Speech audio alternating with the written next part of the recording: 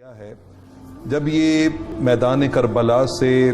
ایوان شام اور پھر ایوان شام سے واپس مدینہ منورہ میں جب یہ قافلہ پہنچا ہے تو وہاں پر مدینہ طیبہ کی گلیوں میں اور ان ہواؤں اور فضاؤں میں جو جملے گونج رہے تھے نا،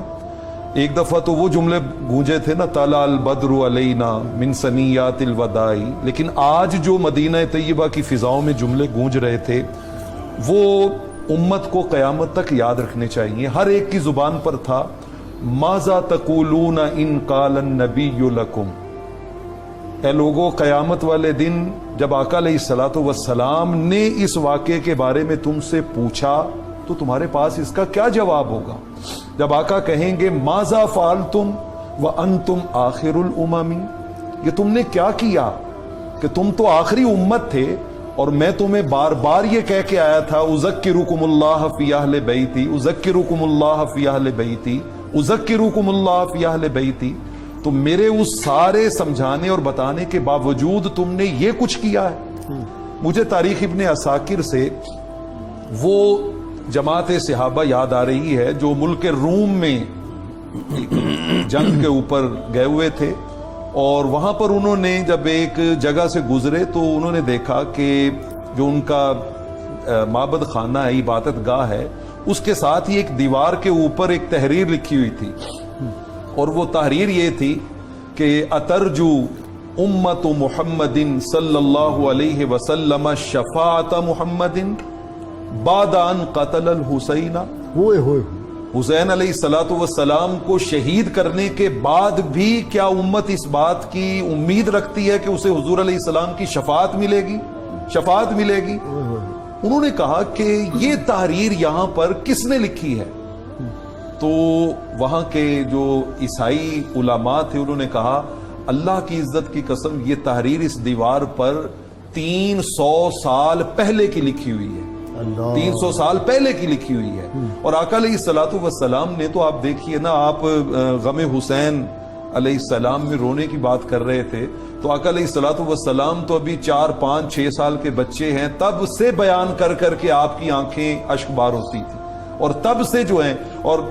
اگر آپ مجھے وقت دیں تو مجھے مسند احمد کی ایک روایت یاد آ رہی ہے۔ حضرت عبداللہ بن نجی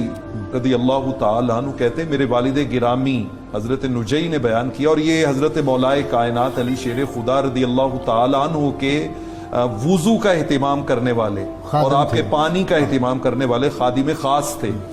کہتے ہیں میں آپ کے ساتھ تھا تو ہم جب جنگ صفین پہ جا رہے تھے تو نینوا کی بستی کے پاس سے گزرے تو اچانک حضرت مولائے کائنات کی زبان اطہر پہ آیا اصبر ابا عبداللہ، اصبر ابا، یہ کنیت ہے امام علی مقام کی، اور ابھی امام علی مقام کی جوانی ہے، ابھی جو ہے وہ نوجوانی ہے، اور اس واقعے کو بپا ہونے میں ابھی کئی سال پڑے ہوئے ہیں، تو آپ بار بار کہہ رہے ہیں ابو عبداللہ صبر کرنا، ابو عبداللہ صبر کرنا۔ میں نے عرض کی امیر المومنین یہ آپ کس صبر کی بات کر رہے ہیں؟ تو کہتے ہیں میں ایک دن رحمت کونین صلی اللہ تعالی علیہ وآلہ وسلم کی خدمت میں حاضر ہوا تو آقا علیہ الصلوۃ والسلام کی آنکھوں میں آنسوؤں کی جھڑی لگی ہوئی تھی اور آقا مسلسل رو رہے تھے۔ میں نے عرض کی اغضبک احد، آقا آپ کو کسی نے ناراض کر دیا ہے جو آپ اس طرح آپ کی آنکھوں میں آنسو ہے؟ آپ نے فرمایا نہیں علی ایسی کوئی بات نہیں۔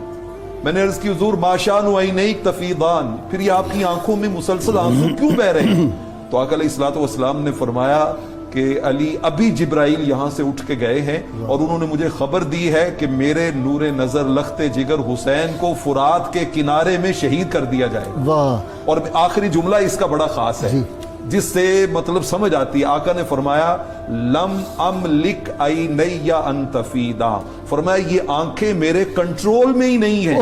ان میں آنسو کیوں نہ آئے، اس خبر کو سننے کے بعد یہ میرے کنٹرول میں ہی نہیں ہے، اس لیے بے ساختہ ان میں آنسو آ گئے۔ تو وہ بندہ بڑا ہی شکی ہے